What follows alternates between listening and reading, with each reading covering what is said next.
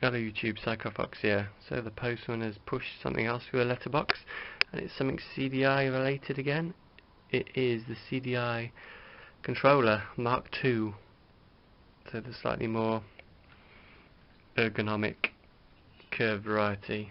I believe this was made by Logitech, that's what I read, but I'm not seeing any evidence of that anywhere. So yeah, it does actually work, despite appearing to have a pin snapped off in the middle there. It's only got 7 pins. But yeah, it does work, but the D-pad is a bit sticky and the buttons are a bit they are responsive, but they're just a bit, especially the first button just hasn't got very good travel in it, so I might swap these pads around when I've cleaned them. So this is the board inside. It's not as complicated as I thought it might be. We've got this little switch on there, which I'm not sure. I thought that was auto fire, but doesn't seem to do anything on the game Micro Machines I tried it out on. So yeah, there's 8 pins. There should be 8 pins in there. There's only 4 wires actually going up the cable though. So yeah, that's a bit confusing. But everything looks okay now. It just needs a bit of a clean. Some of the contacts are a bit grubby, and I'll clean up these little rubber pads and I'll swap those two around, I think, see if I can get better travel through that first one there. But yeah, the D-pad is the most annoying thing. It's sort of sticking and it's a bit gunky inside. I might try and turn that around as well if I can.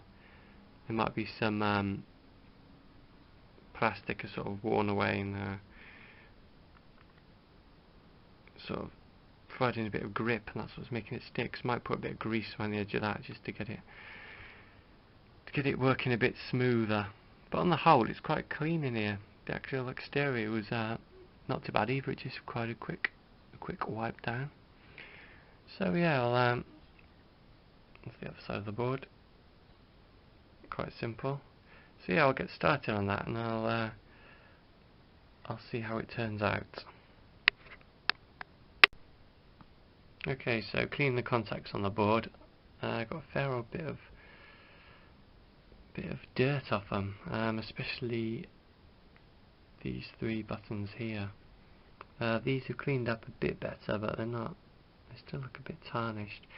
But one thing I did notice, taking these out, little rubber pads from under the buttons, they're not too bad. But the buttons themselves, quite a lot of plastic wear there, which is obviously a bit abrasive, and it's just not going to make the buttons feel very nice when you're pressing them.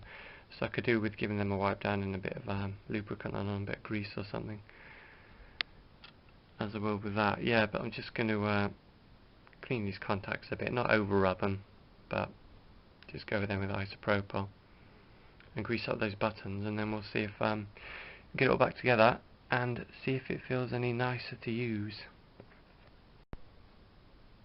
Okay, so everything's reassembled and it feels a lot nicer. I think that I put some silicone grease around everything, and it just feels a lot like there's a lot less resistance. And this button 1 here doesn't have a huge amount of travel. It's just because of the way the case is. It's sort of got a lower profile. But I have swapped the rubber pad, and it does feel better. So yeah, that's looking good. So yeah, let's try it out and see if I'm having any more luck. Okay, so I'm just going to test out on Micro Machines just to see if I'm having any more luck, because this is the game where I was turning the corner. It was just, I was pressing right and the D-pad was just sticking down and I was just going around in circles. I'm just testing all the directions. Nah, that is much better.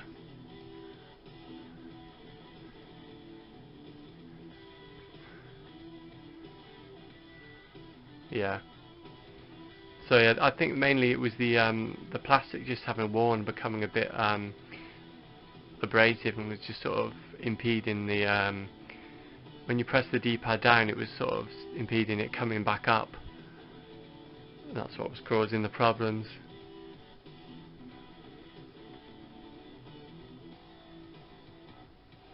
Yeah, so accelerate works, reverse works, and button 3 is pause. So yeah, happy with that. That's a nice controller, something you really need if you've got a CDI. So yeah, really pleased with that one. Not bad for the price, and just a bit of a mystery about that pin. So yeah, if you've got one of these and it does have 8 pins, let me know, because I seem to be missing a pin, but it doesn't seem to be affecting the way it works at all. So that'd be interesting to know. Thanks for watching, guys.